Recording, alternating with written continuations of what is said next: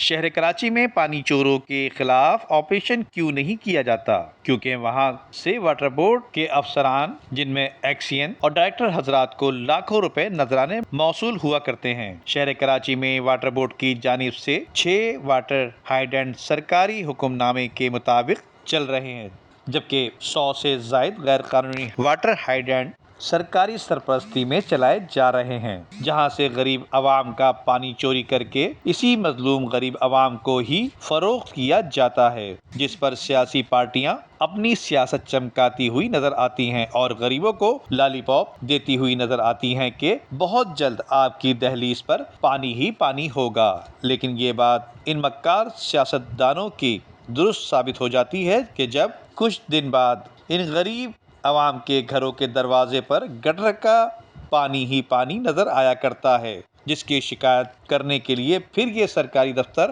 اور ان مکار سیاستدانوں کے در پر جایا کرتے ہیں، جبکہ کراچی کے مختلف علاقے میں، جس میں ڈسٹرکٹ ایسٹ، ڈسٹرکٹ ویسٹ اور ڈسٹرکٹ سینٹرل سمیت بلیر، کماڑی میں اور ساؤتھ میں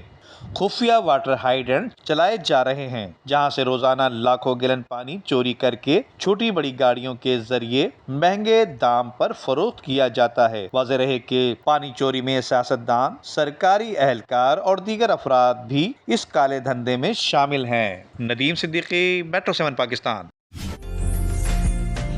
عمدہ میں پکائیں اور جی بھر کے کھائیں۔